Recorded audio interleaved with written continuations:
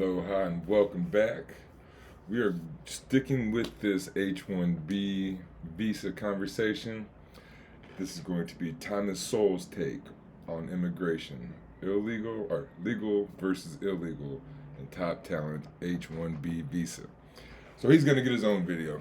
Thomas Sowell is, I don't know if I would say the man, but for right wingers and especially black right wingers, they love this man. He is who they will always bring up. Not my favorite guy, but so my take, let's see. I think he's going to be pro the H-1B visa. He's a pro capitalist. I think he's going to be pro what's going to make the money for Donald Trump, Elon Musk, and them.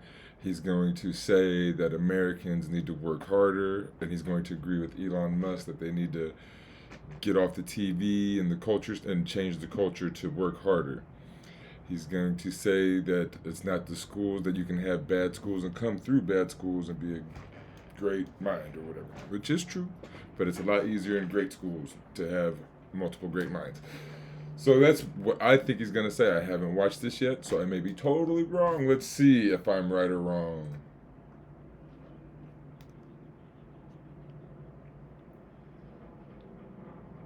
Quote, when only 2% of immigrants from Japan to the United States go on welfare, while 46% of the immigrants from Laos do, there is no single pattern that applies to all immigrants.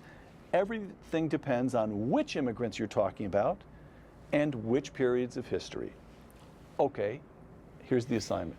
The period is today, and the immigrants we're talking about are the roughly 11 million, that seems to be the best estimate, roughly the 11 million who are in this country illegally, overwhelmingly from Mexico. President Obama has issued an executive order protecting about 5 million of them from deportation and other legal. Okay, so I thought this was going to be new. I'm thinking it's old because he's talking about President Obama.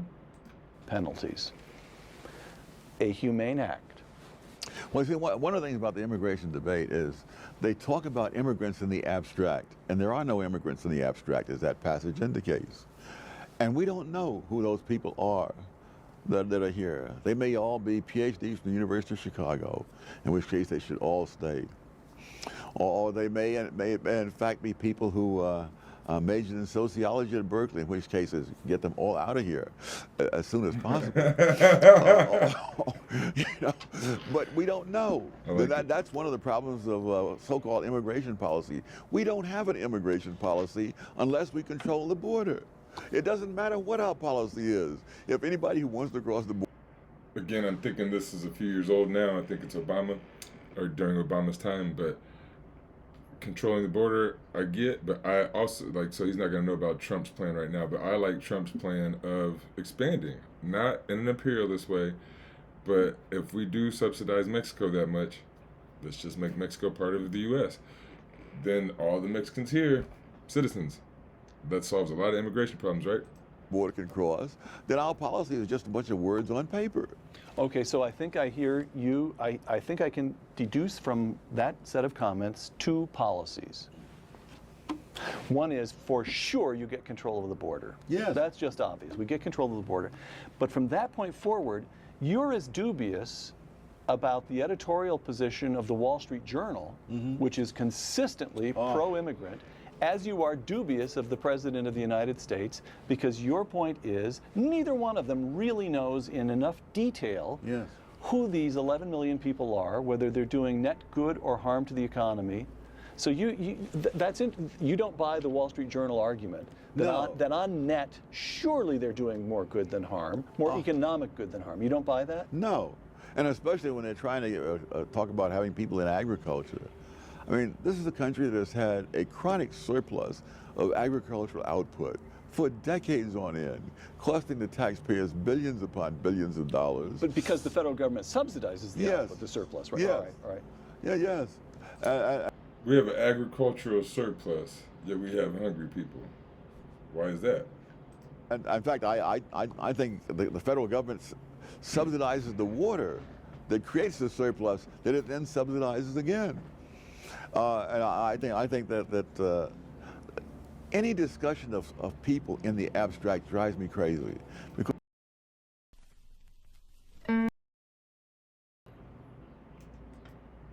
because there are no abstract people. 100 years ago, people understood that. And so when there was a debate about immigration, there was a multi-volume set of tomes about the characteristics of the immigrants from various countries. How do their kids do in school? They had the guts to be picky. Yes. They said, we'll take some. Yes. But they better do us good. Yes. Okay. Okay. So what kind of That's one way to debate look would at you it. like to... Congress, as I mentioned a moment ago, has just fallen to the control of Republicans, both houses. Republicans aren't going to be able to move much legislation because the president can still veto it. What kind of debate should they have? What kind of hearings should they hold on immigration? They should find out what kind of people, how are the people that we know about now, how are their kids doing in school? What is their crime rate? What is their disease rate? All those things, that matters. You know, they brought out all these kids and I said, Wouldn't we really want to know about every single person? Like, whether they're illegal, legal, or American citizens, we want to know their crime rate, disease rate, education levels, all that stuff. That's how you make a society and how you want to foster a society, right? If everybody has sickle cell or everybody has, say, anything, if you have, everybody gets the flu, right? So now you got flu shots. Now everybody's going to have COVID. So now they have COVID shots and whatnot, but like everybody measles, mumps, and rubella, so you made shots for that. But I don't know, they like to isolate more. I like to include more. It's just kids. Well, you know, kids do grow up and they have other kids. We don't know. Maybe that's a good thing. Maybe it's a bad thing. We don't. And see, we should have done the melting pot like we talked about, like they said when I was young and before I was young. You have all these people with different cultures, cool. All these people that look different, cool. They start having kids with each other. Now you combine the cultures. You teach them your language. She teaches the language. He teaches his language, and they all learn English, right? So then everybody's speaking 3 or 4 languages, and then as they have kids, you just speak more languages, and you start to blend and look different. And it doesn't matter. It doesn't matter if you look white. It doesn't matter if you look black. No one's being replaced. We're still people. They're your kids. They're your ancestors. They're whatever. We don't look the same as we looked 1,000 years ago. We're not going to look the same in 1,000 years. And if we try to separate ourselves or isolate ourselves, everyone else will move on and be good or like will evolve 1,000 years, and then the other people that don't jump in will be isolated 1,000 years. Why would you want to isolate yourself from evolution? But anyway, yeah, like just again, inclusion. We should have been the melting pot. Like once you come to America, once they're in America, everybody's American. Let's not stay isolated or separated or segregated. Don't have a clue.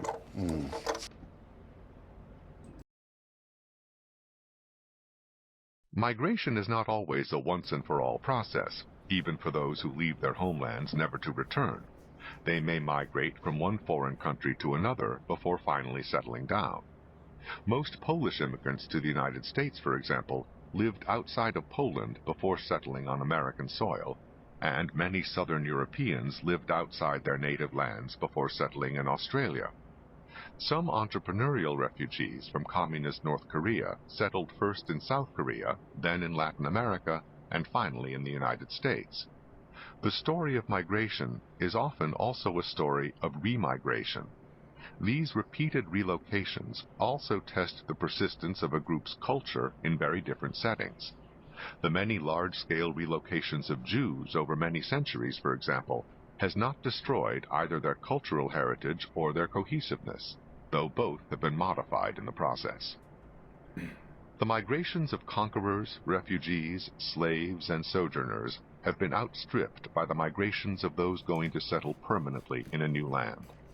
However, even during the era of mass migrations across oceans during the past century and a half, vast numbers of people have continued to return home. It has been estimated that between the mid-1830s and the late 1930s, approximately 30 million people left the Indian subcontinent and nearly 24 million returned, even though these Indians were scattered across thousands of miles of ocean from the South Pacific to the Caribbean to East Africa. At the other end of the spectrum, refugees seldom return, whether they have fled from famine, as among the Irish in the 1840s, or from persecution and mob violence, as among the Jews from Eastern Europe, I'm done spending an obscene amount of money on takeout in the 1880s. Thus, during the early 20th century, Fewer than 10% of the Irish and Jewish immigrants to the United States returned, compared to about 60% of the Southern Italian, Croatian, and Slovenian immigrants to the United States who returned home during the same era. In the last decade of the 20th century, the return flow of immigrants... Okay, I was more on the H-1B1 or H-1B visa, so he kind of left that. It's kind of got a misleading headline here. So I thought they were going to be talking about current times, but still, those are my thoughts on what we were talking about. And again, keep gaining knowledge by checking it out from across the spectrum.